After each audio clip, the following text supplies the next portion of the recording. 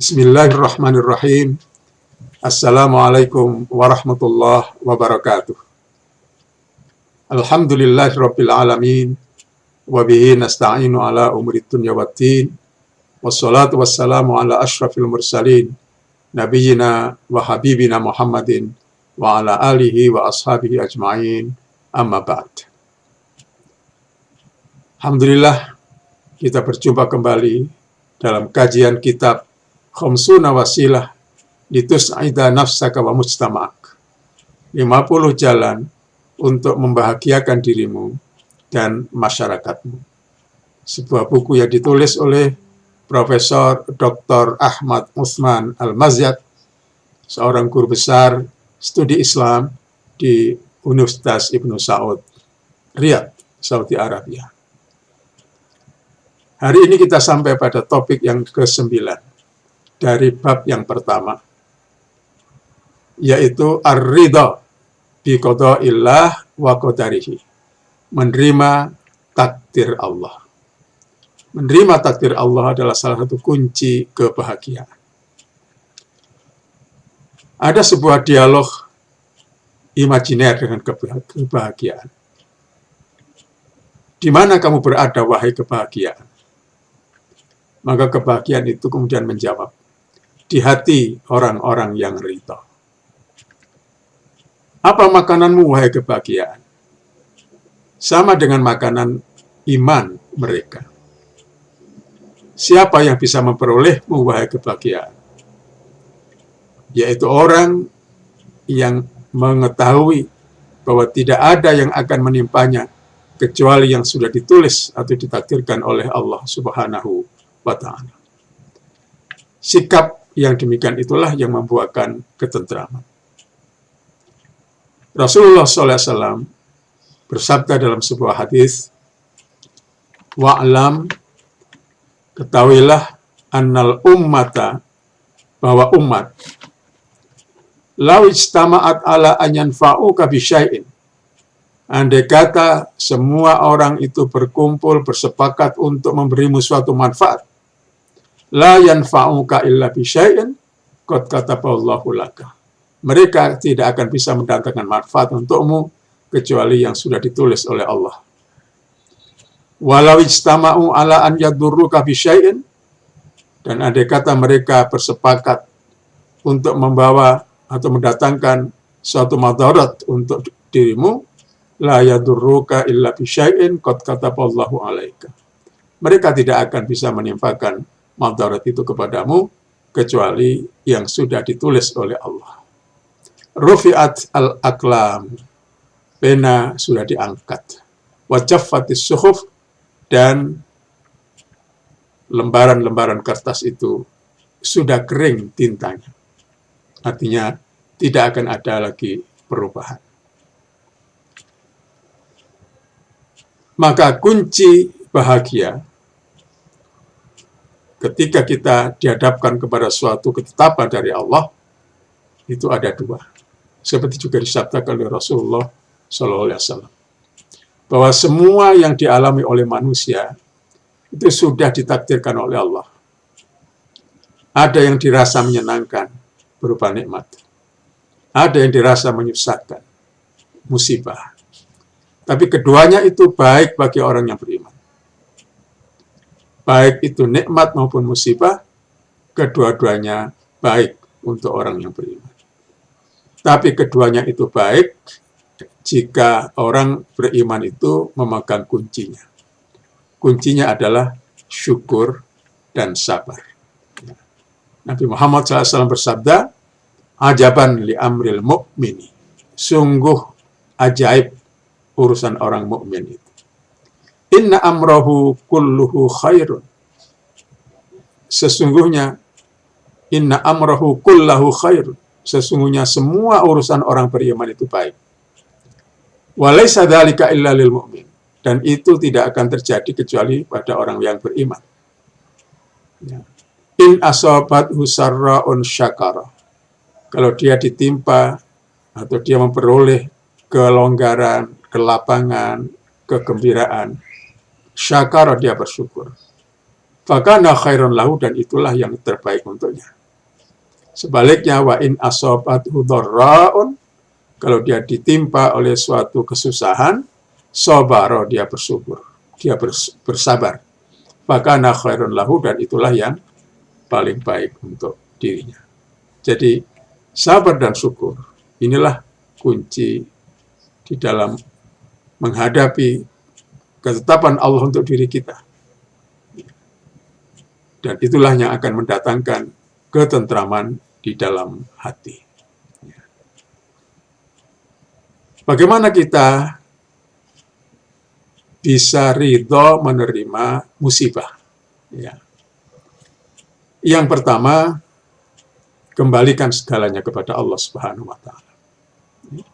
Semua yang kita alami itu tidak lepas ya, dari kehendak Allah. Jadi ketika kita menerima musibah, kita kembalikan kepada Allah dengan ucapan inna lillah wa inna ilaihi raji'un. Bukan sekedar ucapan, tapi harus kita hayati maknanya. Yang kedua, bandingkan antara kesusahan yang Anda alami dengan kesenangan yang sudah Anda nikmati. Kalau kita jujur, maka kita akan menemukan bahwa kesusahan yang kita hadapi, yang kita alami itu sedikit dibandingkan dengan kenikmatan, kesenangan yang sudah kita nikmati sebelumnya. Yang ketiga, coba bandingkan antara musibah yang menimpa Anda dan musibah lebih berat yang menimpa orang lain. Kalau kita mau jujur dan mau betul melihat kenyataan ya di sekitar kita, kita akan menemukan bahwa musibah yang kita alami itu belum seberat yang dialami oleh orang lain. Artinya ada orang lain yang mengalami musibah yang lebih berat dari yang kita alami. Maka dengan demikian, ya, kita menjadi tenang, ya, tidak panik, karena apa yang kita alami ini belum seberat yang dialami oleh orang lain. Yang keempat, lihatlah orang lain yang problemnya jauh lebih besar, jauh lebih berat daripada problem yang Anda hadapi. Setiap orang pasti punya problem. Kalau dia hanya fokus pada problemnya, maka mungkin dia akan merasakan suatu kesusahan. Dia akan merasa berat menghadapinya. Tapi ketika melihat orang lain, problem yang dialami oleh orang lain, dan menemukan bahwa ternyata ada temannya, saudaranya, ya, tetangganya, atau siapapun, yang problemnya ternyata lebih berat dari dirinya, maka dia menjadi tenang. Kiat berikutnya adalah, jangan fokus pada kesulitan yang Anda hadapi, tapi fokuslah kepada kemungkinan solusi yang sangat banyak terbentang di hadapan Anda. Kalau kita fokus pada problem, pada kesulitan, mungkin tidak terbayang solusi. Tapi kalau problem itu kita endapkan, dan kemudian kita mengembangkan pikiran kita, usaha kita untuk mencari solusi, maka ternyata Allah membukakan di depan kita banyak sekali jalan, ya, banyak sekali makhraj, jalan keluar. Kemudian yang terakhir, ingatlah bahwa jika Anda sikapi musibah dengan ridho, sebagian dosa Anda akan diampuni oleh Allah Subhanahu wa Ta'ala. Maka ada orang yang bersyukur ketika dia diberi sakit. Ketika ditanya, mengapa Anda bersyukur? Karena dengan sakit ini, sebagian dari dosa saya akan diampuni oleh Allah Subhanahu wa Ta'ala. Jadi ini ada beberapa kiat menata hati kita supaya kita tetap bersyukur dan tetap berpikir positif, ya, untuk dapat mencari solusi-solusi dari kesulitan yang kita hadapi. Yang tidak kalah pentingnya adalah kita berhusnudzon kepada Allah. Percayalah bahwa musibah bisa merupakan ujian kenaikan tingkat Anda. Kalau kita lulus, berarti kita akan mengalami peningkatan entah itu peningkatan dalam keimanan, atau mungkin juga peningkatan yang berkaitan dengan masalah-masalah dunia. Yang kedua, ada juga kemungkinan bahwa dengan memberikan musibah, Allah berkehendak agar Anda menengadahkan tangan dan lebih mendekat lagi kepadanya. Kalau tidak ada musibah, mungkin orang cenderung lupa. Kalau sudah lupa, cenderung menjauh. Maka dengan adanya musibah, dia ingat Allah dan mendekat kepada Allah dengan berbagai macam amal ibadah dan amal-amal kebaikan yang lain. Lakukanlah introspeksi jika memang ada dosa yang telah Anda lakukan. Maka Anda akan ridho menerima musibah itu sebagai tanda kasih sayang, agar Anda tidak berjerumus terlalu jauh dalam kemaksiatan. Jadi ketika mendapat musibah, kita perlu introspeksi. Jangan-jangan memang ada dosa-dosa yang selama ini kita lakukan dan kita diingatkan oleh Allah. Ini jauh lebih baik dibanding kalau kita dibiarkan oleh Allah tenggelam dalam kemaksiatan. Musibah dengan demikian disikapi dengan sikap yang positif. Kemudian yakinlah bahwa bersama kesulitan itu ada kemudahan. Inna ma'al usri yusran. Inna ma'al usri yusra. Itu janji Allah di dalam firman-firmannya. Ada satu pertanyaan. Ketika kita ditimpa musibah, misalnya ditinggal pergi selamanya oleh keluarga kita, teman dekat kita, atau lainnya. Bolehkah kita bersedih? Bolehkah kita menangis? Di dalam buku ini dikatakan, walaisa min syartir ridha alla yahussal insanu bil alami wal makari. Bal alla yaqtaridu alal hukmi wala ya yuskhitahu. Ya. Untuk ridha itu tidak dipersyaratkan tanpa merasa sakit dan merasa berat. Yang tidak diperbolehkan adalah menolak, membenci, apalagi menyalahkan Allah. Kita sedih, wajar, manusiawi. Menangis juga boleh, ya, dalam batas-batas yang diizinkan oleh Allah. Yang penting hati kita tetap ridho. Jadi, menangis, sedih itu manusiawi. Rasulullah SAW juga ketika putranya Ibrahim meninggal, beliau sempat meneteskan air mata. Ada sahabat yang bertanya, wahai Rasulullah, bukankah Anda mengajarkan kepada kami agar ridho menerima musibah? Mengapa Anda menangis? Rasul menjawab, ini adalah tangisan tanda kasih sayang. Bukan ya, tanda ketidakridhoan terhadap ketentuan Allah. Ini adalah tangisan tanda kasih sayang. Bukaur rahmah. Sedangkan hati tetap menerima dengan ridho dan tidak mengucapkan kata-kata yang tidak dibenarkan oleh Allah Subhanahu wa Ta'ala. Ya. Ada satu kisah dari salah seorang sahabat Rasulullah yang kemudian menjadi istri Rasulullah. Istri dari sahabat Rasulullah, yaitu Abu Salamah, yang suaminya gugur di perang Badar. Ya. Maka para sahabat bertakziah ke rumah Ummu Salamah dan mengajarkan kepada dia doa. Allahumma ajirni fi maksiyati wa akhlif li khairan minha. Ya Allah, berikanlah kepadaku pahala dalam musibah yang aku alami ini dan berikanlah kepadaku pengganti yang lebih baik. Ummu Salamah sempat bertanya,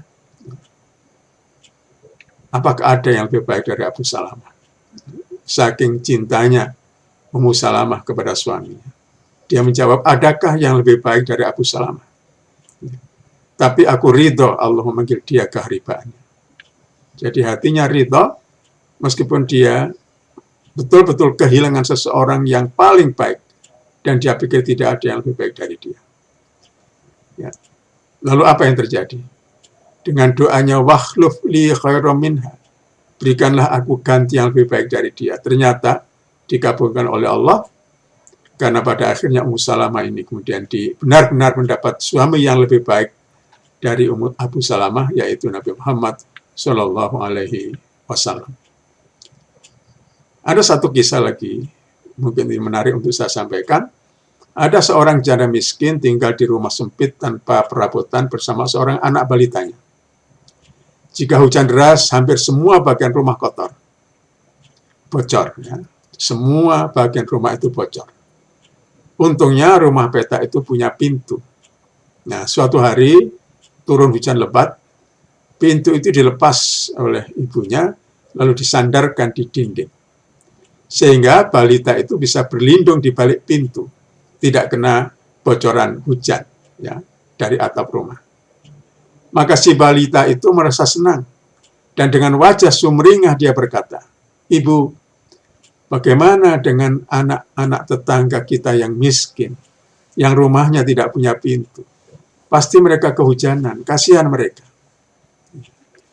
Coba kita bayangkan seorang anak yang papa, yang miskin, tapi merasa dirinya kaya, dan merasa kasihan kepada tetangga-tetangganya yang miskin, hanya karena dia dapat berlindung di balik pintu rumahnya yang dilepas, ya, untuk menutupinya dari kebocoran. Ini adalah satu sikap optimisme, satu sikap yang memandang ke bawah, ya, tidak memandang ke atas tapi memandang ke bawah, dan itulah yang menyebabkan dia kemudian merasa sebagai orang yang sudah kaya meskipun tidak punya apa-apa.